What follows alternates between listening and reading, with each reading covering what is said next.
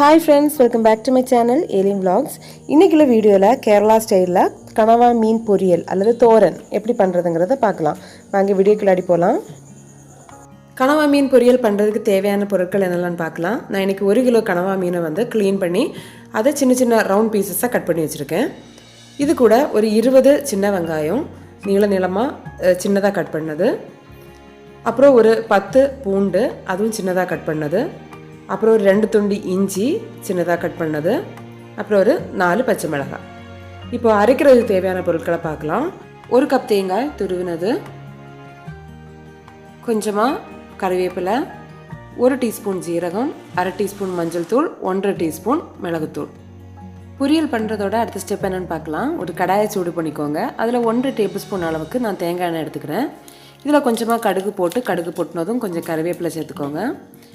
அது கூட சின்னதாக கட் பண்ணால் சின்ன வெங்காயம், அப்புறம் சின்னதாக கட் பண்ணி வச்சுருக்கிற பூண்டு, இஞ்சி, அப்புறம் பச்சை மிளகாய் இவ்வளோதையும் சேர்த்து கொஞ்சமாக உப்பு சேர்த்து நல்லா ஒரு 5 நிமிஷம் நல்லா வதக்கி எடுத்துக்கோங்க. வெங்காயம் ரெடியானதும் நம்ம இப்போ சின்னதாக கட் பண்ணி வச்சுருக்கிற மீனை வந்து இதில் சேர்த்துக்கலாம். இது கூட கொஞ்சமாக உப்பு, அப்புறம் கொஞ்சம் மஞ்சள்தூள் இவ்வளோதையும் சேர்த்து நல்லா மிக்ஸ் பண்ணி விட்டு இதை க்ளோஸ் பண்ணி ஒரு 10 நிமிஷம் வேக விடுங்க.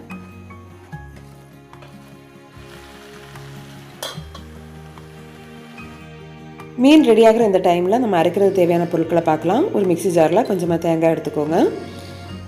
இது கூடவே நம்ம ஆல்ரெடி எடுத்து வச்ச கறிவேப்பிலை, 1 டீஸ்பூன் ஜீரகம், 1/2 டீஸ்பூன் மஞ்சள் தூள், அப்புறம் 1/2 டீஸ்பூன் மிளகாய்த்தூள் வந்து ஜஸ்ட் கலருக்காக மட்டும்தான் சேர்க்குறோம். அப்புறம் காரத்துக்கு ஏற்ப பச்சை மிளகாய், மிச்சம் இருக்கிற தேங்காய் இவ்வளோத்தையும் சேர்த்து தண்ணி எதுவுமே சேர்க்காம லைட்டாக அவியலுக்கு அரைக்கிற மாதிரி அரைச்சி எடுத்துக்கோங்க.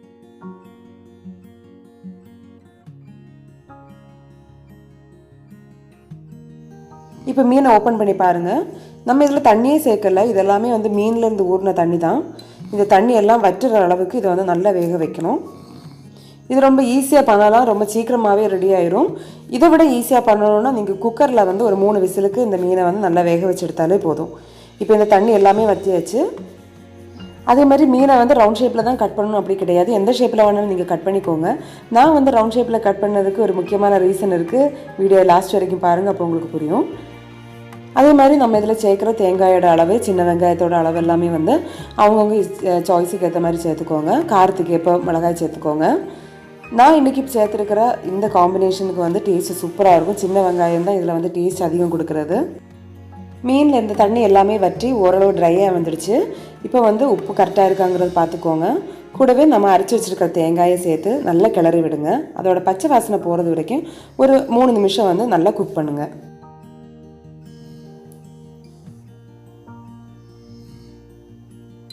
மூணு நிமிஷத்துக்கு அப்புறம் நம்ம இறக்குறதுக்கு முன்னாடி கொஞ்சம் கறிவேப்பிலை போட்டு நம்ம வந்து ஸ்டவ் ஆஃப் பண்ணிடலாம். நம்மளோட சூப்பர் டேஸ்டி அண்ட் ஈஸியான கனவா மீன் பொரியல் வந்து ரெடி ஆகிடுச்சு. ஸோ எல்லோரும் இதை வீட்டில் ட்ரை பண்ணி பாருங்கள். எப்படி வந்துங்கிறத எனக்கு கமெண்ட் செக்ஷனில் வந்து சொல்லுங்கள். இப்போ இது கனவா மீன் சீசன், ஸோ யாரும் மிஸ் பண்ணிடாதீங்க. அப்புறம் இந்த வீடியோ பிடிச்சிருந்தேன்னா மறக்காமல் லைக் பண்ணுங்கள், ஷேர் பண்ணுங்கள். அப்புறம் யாராவது ஃபஸ்ட் டைம் நம்மளோட சேனலில் பார்க்குறீங்கன்னா சப்ஸ்கிரைப் பண்ணுங்கள். ஸோ இன்னொரு வீடியோவில் நான் உங்களை பார்க்குறேன். Till that bye, take care.